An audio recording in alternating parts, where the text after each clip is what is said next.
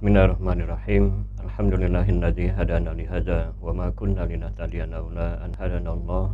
Asyhadu an la ilaha illallah wahdahu la syarikalah wa asyhadu anna Muhammadan abduhu wa rasuluhu alladzi la nabiyya ba'd. Allahumma shalli wa sallim ala Muhammadin wa ala alihi wa sahbihi ajmain wa ba'd. Sahabat iman rahimakumullah, pada kesempatan ini kita akan mengkaji satu bidang studi yang sangat penting bagi kita, yaitu bidang studi Sirah Nabawiyah. Pada kesempatan ini, sebagaimana kita mengikuti kurikulum pendidikan agama Islam, maka Sirah Nabawiyah kali ini kita akan mengkaji satu materi yang terkait dengan level 5 pada seri pertama, yaitu tentang peperangan Khaybar. Bapak Ibu sekalian, sahabat imani, sedikit ya kita ulangi tentang Sirah Nabawiyah ini.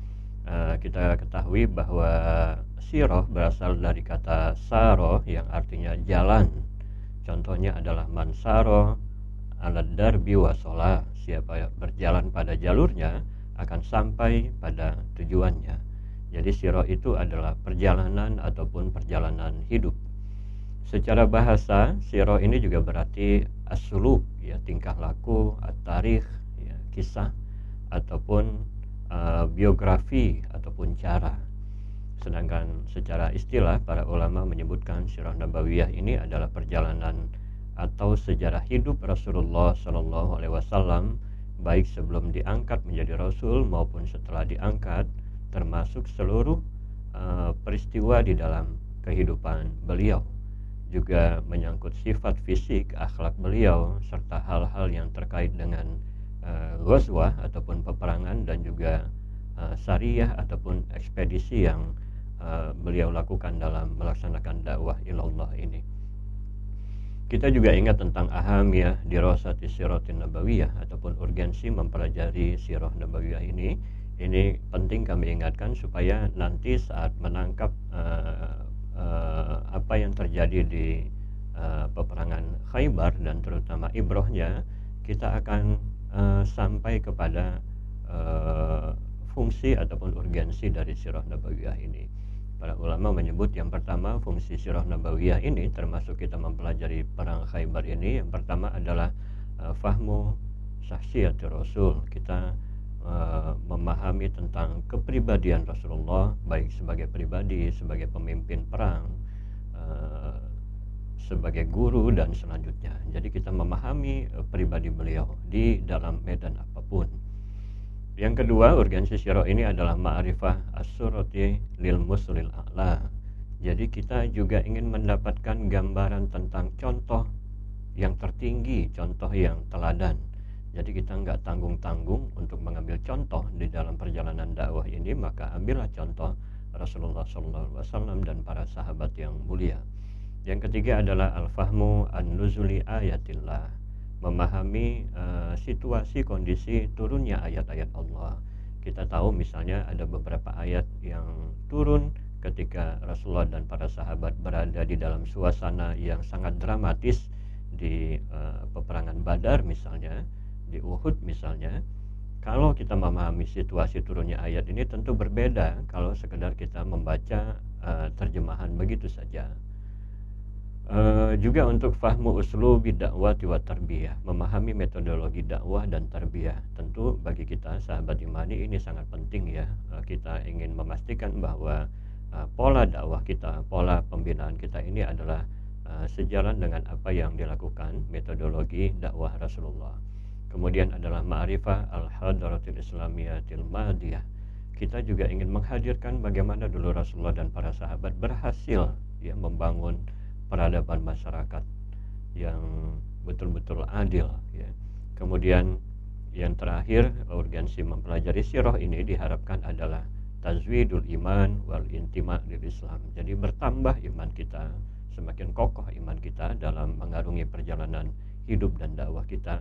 Jadi situasi dan kondisi Khaybar secara singkat ada beberapa poin ya. Jadi Khaybar ini adalah sebuah kota besar yang terdiri dari, pertama cirinya dia itu banyak benteng-benteng ya. Jadi memang kota yang memiliki benteng-benteng yang sangat kokoh yang dimiliki oleh Yahudi. Kemudian di sana juga ada ladang perkebunan yang terkenal subur sekali, airnya melimpah. Jadi Khaybar ini adalah salah satu kota di Jazirah Arab yang sangat makmur, penghasil buah-buahan, dan kurmanya juga adalah kurma dengan berkualitas hebat. Juga ada pabrik sutra yang indah, ini sangat jarang sekali tapi Khaybar punya. Dan juga ada pabrik senjata besar ya. Ini Bapak Ibu sekalian, kita ingat bahwa salah satu ciri, kalau boleh kita sebut, keunggulan Yahudi ini di beberapa tempat Jazirah Arab itu, mereka punya mata pencaharian utama itu adalah pengolahan besi, penyepuhan emas. Nah, oleh karena itu mereka sangat mudah untuk membuat persenjataan. Letak Khaybar ini sekitar 165 km dari Madinah ya. Jadi kalau dulu Rasulullah dan para sahabat menempuh perjalanan ini selama 3 hari. Ini merupakan perkampungan Yahudi yang terbesar di Jazirah Arab. Jadi inilah Khaybar itu, dan bentengnya juga sangat kokoh, pasukannya juga sangat tangguh, peralatan senjatanya juga kuat ya. Kapan terjadi Khaybar? Ini terjadi, para ahli sirah termasuk Ibnu Hisam menuliskan itu terjadi pada tahun ke-7 Hijrah. Jadi sekitar 4 atau 5 tahun setelah Badar, ataupun setahun setelah perjanjian Hudaibiyah. Ya, ini adalah perjanjian pertama, perang pertama yang dilakukan oleh Rasulullah dan umat Islam setelah perjanjian Hudaibiyah. Ini penting Bapak Ibu sekalian, ada garis merah bagi kita di perjanjian Hudaibiyah ini. Jadi ini pula yang merupakan perang pertama yang dilakukan oleh umat Islam dengan sistem ofensif, yaitu menyerang lebih dulu begitu ya. Kalau selama ini fase dakwah ataupun peperangan jihad itu dilakukan lebih banyak sistem defensif ya. Begitu kira-kira gambaran Khaybar Bapak Ibu sekalian. Nanti di PowerPoint insya Allah kita akan lengkapi juga dengan peta supaya lebih menghadirkan suasana Khaybar. Kenapa terjadi perang Khaybar Bapak Ibu sekalian? Sebab-sebab peperangan. Yang pertama, Rasulullah SAW sebagai pemimpin umat Islam ini merasakan bahwa ancaman hambatan dakwah dari daerah sebelah selatan, yaitu dari musyrikin Quraisy, ini telah berhasil diatasi. Jadi telah dikunci gangguan dan ancaman itu dengan dibikinnya perjanjian Hudaibiyah dengan musyrikin Quraisy. Kita tahu bahwa perjanjian Hudaibiyah ini merupakan kemenangan besar umat Islam walaupun tidak ditempuh dengan peperangan. Inilah kecerdasan, kehebatan visioner dari seorang Muhammad Rasulullah SAW.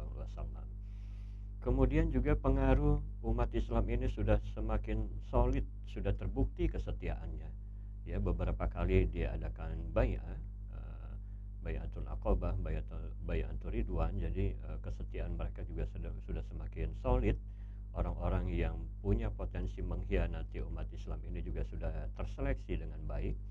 Jadi perhatian Rasulullah ini tertuju kepada musuh lain yang tidak kalah berbahayanya, yaitu Yahudi yang berada di Najd ataupun Khaybar, supaya tuntas ini ya peperangan yang kelompok-kelompok yang mengancam, yang menghambat umat Islam, sehingga dakwah Islam ini bisa dilakukan dengan damai. Jadi ini sebab pertama Bapak Ibu sekalian, semoga kita bisa ingat dan memahaminya dengan baik. Jadi tujuannya adalah tujuan da'awi, tujuan dakwah. Yang kedua, orang Yahudi sendiri memang tidak pernah berhenti ya untuk melawan, melanggar perjanjian. Ditambah lagi mereka sakit hati karena mereka itu diusir oleh Rasulullah dari Madinah. Ini pada level 4 ini kita pelajari, terutama pada perang Bani Quraiza dan Bani Qainuqa ya. Begitu hebatnya Rasulullah, begitu punya izzah, sehingga Yahudi itu tidak bisa apa-apa, diusir mereka dari Madinah. Tentu ini terbalik ya kondisi kita saat ini. Mereka di Khaybar ini berkumpul tokoh-tokoh, gembong-gembong, elit-elit ya, elit-elit politik dari Yahudi ini yang mereka sengaja memproduksi fitnah-fitnah, isu-isu, pusat persengkongkolan dan mengadu domba antara umat Islam. Ya, jadi ini memang merupakan markas kerusakan yang mereka bikin ya. Jadi kejinya luar biasa, dan dari Khaybar inilah pusat mereka membangun koalisi-koalisi untuk menghancurkan Islam. Itu sebab-sebab peperangan. Kemudian kita lanjut meningkat kepada peristiwa sebelum pertempuran. Bapak Ibu sekalian, kita perhatikan. Jadi yang pertama, ada beberapa hal penting ya sebelum terjadi pertempuran. Pertama, ada seseorang orang munafikin yang kita kenal bernama Abdullah bin Ubay bin Salul. Dia tahu Rasulullah dan sahabat akan berangkat ke Khaybar, maka dia menginformasikan ke sekutu koalisinya di Khaybar itu. Dia katakan, ini Muhammad bersama pasukannya sedang menuju ke Khaybar, maka siap-siap kalian, jangan gentar ya, karena jumlah tentaranya dan persenjataan kalian itu cukuplah untuk mengatasi pasukan Islam. Pasukan Muhammad dan persenjataannya itu sangat sedikit, kata bin Salul. Jadi dia memberikan bocoran begitu. Kemudian yang kedua, kondisi umat Islam pada saat itu berjumlah 1.400 tentara berjalan menuju Khaybar dengan jalan kaki dan menunggang kuda. Jadi ada dua tim ya, jalan kaki dan penunggang kuda. Mereka berhadapan dengan pasukan Yahudi yang terkenal pemberani di sana itu, dan persenjataan lengkap jumlahnya 10.000 orang. Jadi bayangkan hampir 1:9. Tetapi Bapak Ibu sekalian, umat Islam saat itu berada di dalam kondisi puncak keimanan, puncak kesetiaan. 1.400 ini adalah anggota inti yang telah berbai'ah, yang terakhir itu di Bai'atul Ridwan. Maka mereka berjalan menuju Khaybar ini dengan semangat keimanan yang membaja, walaupun lawan mereka itu tangguh. Di perjalanan mereka terus mengumandangkan takbir, tahlil ya, dengan suara yang keras ya, Allahu Akbar kayak begitu, sehingga Nabi SAW mengingatkan mereka, innakum tad'una sami'an qariban wa huwa ma'akum. Sesungguhnya kalian berdoa kepada zat yang maha mendengar lagi maha dekat, dan sesungguhnya dia selalu bersama kalian. Kemudian juga Rasulullah sempat berhenti di sebuah pohon, dan muslimin di sana berbaiat setia lagi di bawah pohon di dekat Khaybar itu. Dan sampai di Khaybar, karena memang ini kondisi peperangan yang membutuhkan heroisme yang besar, keimanan yang kuat begitu ya, karena lawan yang cukup tangguh tapi sangat penting bagi perjalanan fase dakwah, maka Rasulullah sempat berdoa, Allahumma rabbis samawati wa ma'adlalna wa rabbul ardina wa ma'aklalna, dan seterusnya, sebagaimana dikutip di hadis Imam Bukhari. Ya Rabb, Tuhan langit dan segala yang ada di bawahnya, Rabb 7 lapis bumi dan segala yang ada di atasnya, Rabb setan-setan dan segala yang menyesatkannya, serta Rabb angin dan segala yang diterbangkannya. Jadi Rasulullah ini memuji Allah adalah Rabb segala yang ada di alam semesta ini. Sesungguhnya kami mohon kepadamu kebaikan negeri ini serta kebaikan penduduk dan segala yang ada di dalamnya. Kami berlindung kepadamu dan kejahatannya, dari kejahatannya, kejahatan penduduk dan kejahatan yang ada di dalamnya. Jadi begitulah doa Rasulullah, begitu detail ya, sampai memohon perlindungan Allah bukan hanya dari penduduknya tetapi dari keburukan alam yang ada di sana. Dan Allah mengabulkan doa Rasulullah SAW ini yang disebutkan di dalam Al-Quran di surat Al-Fat ayat 18 sampai 20 ya. A'udzubillahi minasyaitonirrajim. Laqad radiyallahu 'anil mu'minina idz yubayyi'unaka tahtas sajarah. Jadi nanti kita bisa lihat di surat Al-Fat ayat 18 sampai 20. Sesungguhnya Allah telah ridho terhadap orang-orang mukmin ketika mereka berjanji setia kepadamu di bawah pohon. Allah mengetahui apa yang ada di dalam hati mereka, lalu menurunkan ketenangan atas mereka. Inilah janji Allah kepada prajurit-prajurit dakwah. Di dalam beberapa ayat Allah selalu menenangkan para pejuang-pejuang dakwah ini ya. Bahkan Allah menjanjikan mereka akan mendapatkan harta rampasan yang banyak yang dapat mereka ambil. Nah, nanti kita lihat bahwa luar biasa harta ataupun ghanimah yang didapat dari umat Islam setelah menaklukkan Khaybar. Kita masuk kepada peristiwa dan uraian peperangan, Bapak Ibu sekalian. Tentu dalam waktu yang singkat ini kita tidak bisa detail ya, hanya poin-poin penting saja. Jadi disebutkan di beberapa riwayat, jadi pemegang panji perang pertama itu adalah Abu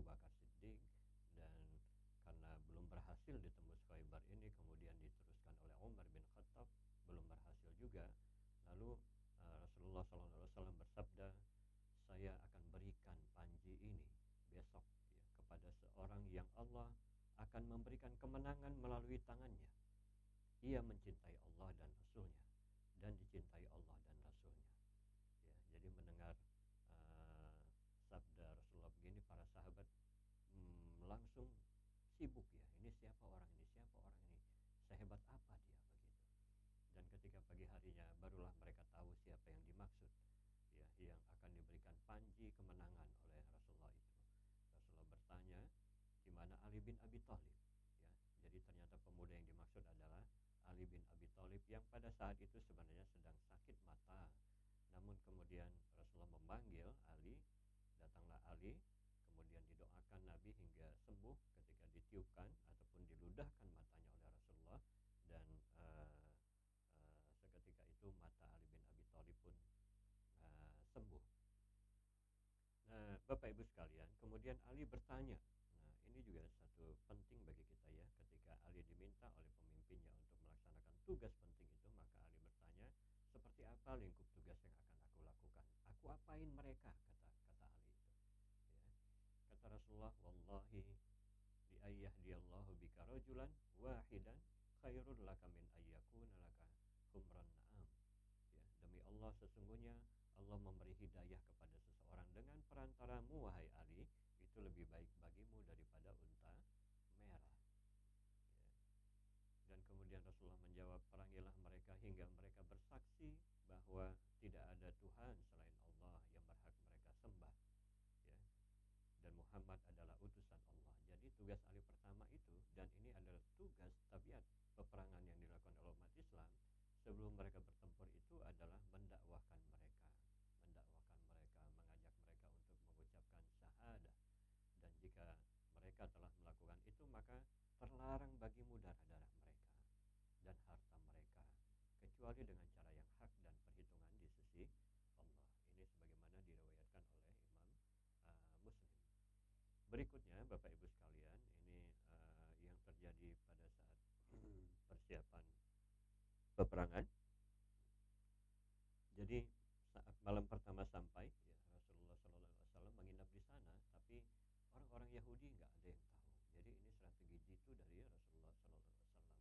Jadi hingga subuh. Jadi inilah satu tabiat peperangan yang dilakukan oleh umat Islam saat itu.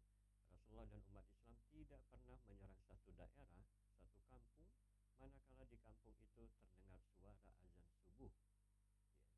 Tapi ketika sampai subuh tidak terdengar azan, syiar Islam yang agung itu, maka seketika Nabi SAW melancarkan serangan. Ya. Kalau ada azan biasanya Nabi membatalkan serangan itu. Jadi Bapak Ibu sekalian, sempat terjadi duel 1 lawan 1, ya. Karena orang-orang Yahudi ini memang tangguh, beberapa orang sempat syahid dari umat Islam, sampai ada seorang laki-laki Yahudi, ya, tokoh Yahudi itu yang bagi mereka itu setara dengan 1000 orang kekuatannya itu. Ya, ini yang menantang duel. Ya, ada beberapa sahabat syahid di tangan beliau, tapi kemudian Masya Allah, ini hebatnya Ali ini. Ali ini adalah seorang ahli syariah, tetapi juga jagoan begitu. Dia duel, dia hadapin itu, maka matilah laki-laki Yahudi ini yang katanya setara dengan 1000 orang kekuatannya. Penaklukan benteng dilakukan dengan beberapa cara. Jadi memang benteng Khaybar ini ada 8 benteng, ya, dengan kondisi yang berbeda-beda, sampai yang sulit itu berada di atas gunung begitu. Jadi Yahudi itu dengan gampang menyerang ke bawah, tetapi umat Islam itu sangat sulit menyerang ke atas. Dan satu strategi Rasulullah itu adalah dengan menutup saluran air sehingga tidak bisa naik, mereka ambil begitu, ya, sehingga Yahudi ini harus turun, dan ketika turun maka pada saat itulah diserang. Jadi ini menunjukkan berbagai cara di benteng-benteng ini, dan di setiap benteng itu umat Islam ketika berhasil menaklukkan maka mendapati ghanimah, ya, dari orang-orang Yahudi yang memang kaya raya di sana, yang sangat subur. Ada makanan, ada pakaian, ada perabot, ada emas, permata, dan selanjutnya. Nah, Bapak Ibu sekalian, sesungguhnya pasukan umat Islam pernah mengalami kondisi yang sangat sulit, sangat dramatis, ya, ketika sudah beberapa hari di Khaybar belum semuanya tertaklukkan. Jadi pasukan Muslim sempat kelaparan saat itu, kehabisan bekal, ya, dan mereka menemukan seekor khimar ataupun keledai, dan kemudian mereka potonglah khimar itu karena mereka merasa layak ya, mereka butuh energi, mereka rebus itu khimar. Tetapi ketika saat mereka mau makan, tiba-tiba Rasulullah melihat mereka dan Rasulullah melarang memakan hewan itu. Dan kemudian ketika mendengar larangan dari Rasulullah, maka dibuang ini daging khimar walaupun mereka sedang membutuhkannya. Dan kemudian Yahudi pun akhirnya menyerah, semua benteng bisa ditaklukkan. Jadi pasukan Yahudi tewas sebanyak 93 orang disebutkan oleh Ibnu Hisham, dan dari umat Islam itu syahid sekitar 15 orang. Maka Rasulullah pun mengusir mereka dari Khaybar untuk pergi jauh begitu ya. Dan ketika mendengar perintah itu, ada seorang tokoh Yahudi melobi mendatangi Rasulullah, memohon agar orang-orang Yahudi tidak dibunuh ya. Mereka bersedia keluar bersama anak istrinya, menyerahkan semua harta bendanya, emas, perak ya. Mereka rela, begitu terhina Yahudi di hadapan umat Islam pada saat itu, mereka rela pergi meninggalkan semuanya, hanya memakai pakaian yang dipakainya saja. Dan Nabi menyetujuinya dengan catatan tidak boleh ada yang curang, tidak boleh ada yang licik ya, karena memang Rasulullah mengenal watak orang-orang Yahudi yang licik ini. Kalau ada yang curang, maka perjanjiannya akan dibunuh. Mereka pun memenuhi perjanjian itu dan akhirnya semuanya pergi. Tetapi kemudian ada yang menginformasikan, ada seorang Yahudi yang menyembunyikan di dalam sebuah galian begitu ya, emas permata yang begitu banyak. Dan ketika dipaksa oleh Rasulullah untuk mengaku, dia tidak mengaku juga. Dan kemudian Rasulullah meminta kepada seorang sahabat untuk interogasi dia. Kalau dia tidak mengaku, bunuh dia karena melanggar perjanjian. Dan akhirnya ternyata betul-betul terbukti ada harta perhiasan, maka Yahudi ini pun dibunuh oleh sahabat. Ada kejadian yang lain, Bapak Ibu sekalian, ini juga kisah yang pernah kita dengar, kisah yang sampai berbekas ketika Rasulullah mengalami sakit efeknya ketika sakaratul maut, yaitu seorang wanita bernama Zainab binti Al-Haris ya. Dia memberikan hadiah kepada Rasulullah dan para sahabat kambing bakar ya. Kemudian dia bertanya kepada orang-orang Islam pada sahabat itu, Rasulullah itu paling suka bagian mana ya. Dan Rasulullah ini paling suka sebenarnya kambing ini ya, daging kambing. Maka kita pun sebagai umat Islam ini harus menyukai hewan kambing ini karena Rasulullah menyukainya. Disebutkan oleh umat Islam bahwa Rasulullah itu menyukai bagian paha kambing itu, dan kemudian ia racuni daging kambing di pahanya dan sekitarnya itu, dan kemudian Rasulullah mengunyahnya tapi tidak ditelannya karena dia tahu ya, Rasulullah mengatakan tulang ini memberitahuku bahwa ia mengandung racun. Ini sebagaimana terdapat di hadis Imam Bukhari dan Muslim. Ada seorang sahabat yang memakan dan menelannya bernama Bashar bin Bara, menelannya hingga akhirnya ia meninggal dunia. Dan kemudian ada perbedaan pendapat di ahli sejarah ya. Ada yang mengatakan bahwa wanita ini dieksekusi, dibunuh. Ada juga yang mengatakan bahwa wanita ini akhirnya masuk Islam. Ada yang menarik juga Bapak Ibu sekalian tentang pasca penaklukan Khaybar ini, yaitu Rasulullah menikahi seorang perempuan bangsawan Yahudi Khaybar itu bernama Safiyah binti Huyai. Ini menarik bagi kita. Ketika itu dia ditawan ya, dan kemudian Nabi meminta kepada para sahabat untuk merdekakan dia, dan kemudian setelah masuk Islam maka dinikahi oleh Rasulullah SAW. Inilah salah seorang istri Nabi bernama Safiyah binti Huyai. Ini juga ada di hadis Imam Bukhari dan Muslim. Bapak Ibu sekalian, ini merupakan strategi dakwah yang dulu dilakukan oleh Rasulullah SAW, sebagaimana beliau juga pernah menikahi wanita Mesir ya bernama Maria Al-Qibtiyah.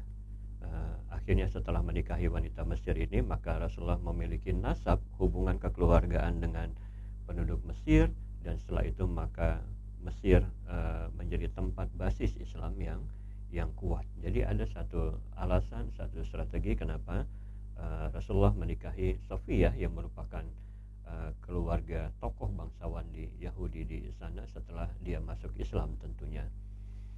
Begitulah kemudian pasukan muslimin kembali ya ke Madinah karena sumber gangguan terhadap Islam sudah ditaklukkan. Ya, jadi sekali lagi sumber gangguan terhadap Islam, ancaman ini sudah ditaklukkan. Kita juga ingat ya mencatat beberapa peristiwa lain, misalnya ada seorang budak gembala domba bernama Al-Aswad, dia masuk Islam, kemudian dia bertanya kepada Rasulullah, ya Rasulullah, aku ingin masuk Islam tapi ini gembala domba ini adalah milik Yahudi gitu ya. Bagaimana caranya, apakah aku tinggalkan? Kata Rasulullah, tetap tunaikan amanahmu, kembalikan itu unta itu. Dan kemudian dilakukan oleh Al-Aswad ya. Kemudian Al-Aswad ini dilempari batu oleh seseorang sampai dia meninggal dunia, sampai dia syahid. Dan kata Rasulullah, dia adalah ahlul jannah. Padahal Aswad ini belum pernah melakukan sholat sekalipun, tetapi inilah menunjukkan keimanan yang sangat dibutuhkan untuk bagi umat Islam. Begitu juga ada Abdullah bin Sahal namanya. Ini juga sering kita mendengar cerita Abdullah bin Sahal ini. Ya, ketika dia masuk Islam, tapi kemudian dia tidak ikut berperang karena dia harus menjaga domba-dombanya karena dia bekerja di situ. Kemudian mendapatkan harta ghanimah, Rasulullah menitipkan kepada sahabat untuk sampaikan ke dia, ini hak dia. Kemudian Abdullah bin Sahal mengatakan, bukan untuk ini aku masuk Islam gitu ya. Jadi Masya Allah, ini Abdullah bin Sahal, orang yang baru pemula begitu di dalam Islam. Ketika mendapatkan ghanimah, kata dia, bukan untuk ini aku berdakwah dengan kalian. Aku masuk Islam, aku berada di dalam barisan dakwah ini supaya tenggorokanku ini ditembus oleh tombak-tombak musuh-musuh Islam dan aku syahid karenanya. Masya Allah, begitulah obsesi yang ada pada seorang pemula yang baru masuk Islam ini. Kita masuk di bab terakhir, Bapak Ibu sekalian, tentang ibrah dari Khaybar ya. Beberapa ibrah dari Khaybar disebutkan di dalam beberapa buku sirah. Misalnya yang pertama adalah jadi umat Islam ini boleh menyerang kaum yang dia telah mendapatkan dakwah Islam dan hakikat Islam tanpa peringatan lagi. Jadi karena Yahudi Khaybar ini sudah beberapa kali didakwahin, tapi kemudian dia tidak mau ya, masih membangkang, dan kepada orang-orang seperti ini kalau sudah diserukan masih melawan, nah ini boleh diserang oleh umat Islam secara tiba-tiba sebagaimana terjadi di Khaybar. Ada pembagian ghanimah, ini ada aturannya, ini Allah cantumkan di surat Al-Anfal ayat 41 ya. Jadi pembagian ghanimah itu kita bisa baca detail nanti, yaitu ada 4/5 untuk mereka yang berperang ya. Ada 1 saham untuk pejalan kaki, ada 3 saham untuk penunggang kuda. Jadi ternyata pembagian saham buat yang berjalan kaki dengan penunggang kuda itu beda. Sedangkan sisanya adalah khumus, yaitu 1/5, itu disebutkan dalam surat Al-Anfal, itu digunakan untuk kemaslahatan umat Islam. Juga ibrah ketiga, boleh memberikan ghanimah kepada orang yang tidak ikut berperang. Contohnya adalah Ja'far bin Abi Thalib yang datang menemui Rasulullah ketika dia baru tugas dari daerah Yaman. Ketika itu perang telah usai, tapi dia mendapatkan ghanimah. Kemudian juga dibolehkan Aqdul Musaqat ya. Aqdul Musaqat ini adalah bagi hasil lahan pertanian yang itu bagian negosiasi dari orang-orang Yahudi di Khaybar pada saat itu, karena mereka memohon kepada Rasulullah, biarkan kami di sini, kami ahli dalam mengelola kebun ini, nanti kita bagi hasil, namanya Aqdul Musaqat. Bapak Ibu sekalian, hal lainnya adalah kepatuhan prajurit muslim atas larangan pemimpinnya ya, padahal mereka layak mendapatkannya. Itulah yang terjadi ketika mereka hendak siap-siap memakan daging khimar yang lezat pada saat itu mereka sedang lapar begitu ya. Dan padahal mereka makan itu adalah untuk perjuangan dakwah. Tetapi kalau kata Rasulullah tidak, maka mereka menaati pemimpinnya itu. Jadi di sini dilatih kemampuan menahan diri, bahwa ketaatan kepada pemimpin itu jauh lebih penting daripada kebutuhan perut ya. Termasuk juga tugas-tugas berat perjuangan di jalan Allah. Jadi ketaatan itu berada di atasnya. Dan hebatnya Bapak Ibu sekalian ya, Larangan ini turun setelah mereka bekerja keras sebenarnya, membersihkan daging himar, mereka sudah kerja, mereka mencari kayu bakar, mereka merebusnya, mereka sedang menunggu matangnya daging itu, tapi kemudian pada saat itu adalah turun perintah larangannya ini. Jadi inilah puncak tarbiyah untuk memantapkan hingga puncak keimanan. Kalau dalam kondisi seperti itu mereka terlatih, maka insya Allah dalam ujian-ujian yang receh-receh, yang ringan-ringan itu mereka mampu mengatasinya. Kita tidak ingin menjadi dai-dai yang urusan-urusan sepele saja kita tidak mampu mengatasinya dengan baik. Juga tentang turunnya larangan mut'ah, ya. Ini juga hebat, ini disebutkan di kitab Sirah Bapak Ibu sekalian, padahal menurut riwayat ada 40 hari, ada 60 hari mereka berada di Khaybar, dan kemudian tawanan Yahudi itu, wanita-wanita itu digambarkan adalah wanita-wanita yang berparas cantik begitu ya, dan ini tentu menggoda. Ini juga ditahan ya, dilarang oleh Rasulullah untuk mereka melakukan nikah mut'ah, karena ini memang tidak dibolehkan sekalipun mereka itu adalah pejuang-pejuang dakwah dan ingin menghalalkan itu semuanya. Juga ada godaan ghanimah ya, Allahu Akbar. Jadi godaan ghanimah ini kayak udah berada di sekitar mereka semuanya. Uang, perhiasan, perak, permata, pakaian bagus, perabotan, semuanya sudah berada di mereka. Jadi lengkap sudah 3 larangan syahwat. Ya, Rasulullah mentarbiyah mereka itu. Ada syahwat perut, ya, ada syahwat seksual dan syahwat kepemilikan perbudakan. Jadi hingga mereka itu betul-betul menghinakan dirinya di atas perjuangan luhur dakwah Islam ini. Ya, jadi barisan muslimin ini semuanya adalah orang-orang yang patuh pada pimpinannya. Berikutnya adalah larangan hulul namanya. Hulul ini Bapak Ibu sekalian, jadi ada terjadi beberapa kejadian penting ya bagi prajurit dakwah pada saat itu, hingga ada yang dihukum dan mayatnya itu sampai tidak disolatkan. Ya, jadi ada seorang yang dia itu ketika meninggal dunia, dan kemudian kata sahabat dia itu adalah ahlul jannah, tapi mereka kaget ketika Rasulullah tidak mau menyolatkannya. Kenapa? Kata Rasulullah, aku tidak mau menyolatkan orang yang mengambil ghanimah yang hulul ini secara diam-diam. Dan benar saja ternyata di balik baju laki-laki ini ada, padahal hanya 2 kain yang tidak mahal begitu, bukan emas permata yang diambil, hanya kain, tetapi karena itu Rasulullah tidak mau menyolatkan jenazah dia. Jadi betul-betul Bapak Ibu sekalian, perjuangan Islam yang tidak ada tentara muslim, tentara di dunia ini yang memiliki akhlak seperti ini. Ada juga orang yang menutup kepala karena perjuangan, kepanasan dia sedang berdakwah kepanasan, kemudian diambil kain dari ghanimah, masih kain juga dia tutup kepalanya.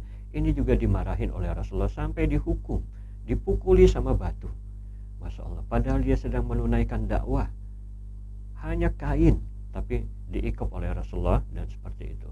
Tapi inilah hebatnya kadar-kadar dakwah saat itu, mereka tidak ada yang kecewa, tidak ada yang diserse begitu ya, tidak ada yang menyimpang dari barisan dakwah ini, mereka malah semakin kokoh. Jadi sekali lagi inilah tabiat perjuangan dakwah yang luhur, yang mengatasi sampai menghinakan diri mereka sendiri di hadapan perjuangan dakwah Islam. Akhirnya Islam semakin berjaya atas karunia Allah. Takluknya Khaybar ini semakin membuat Islam ini menjadi daerah yang kaya raya, karena memang inilah janji Allah bahwa semua bumi di dunia ini adalah milik Allah Ta'ala dan milik umat Islam. Kita belajar dan menyadari ya kenapa umat Islam saat ini semakin terpuruk ya, bangsa-bangsa Arab yang semakin merasa rendah diri di hadapan Yahudi, mereka merasa di bawah ketiak Yahudi. Dan ini tentu perang Khaybar ini banyak pelajaran bagi kita dan juga bagi negara-negara Islam, bagaimana Rasulullah SAW mengatasi mereka. Kita bersedih karena sebagian raja-raja negeri-negeri umat Islam itu terpesona dengan kekayaan, keglamoran dunia, sehingga mereka melupakan jihad yang pernah dirintis oleh Rasulullah SAW. Bapak Ibu sekalian, sahabat imani, inilah beberapa lintasan dan ibrah yang ada di perang Khaybar yang mulia ini, yang merupakan fase dakwah, yang merupakan satu sejarah dakwah yang mudah-mudahan kita berharap bisa meneruskan estafeta perjuangan dakwah yang dilakukan oleh Rasulullah dan para sahabat ini. Wallahu a'lam bishawab. Assalamualaikum warahmatullahi wabarakatuh.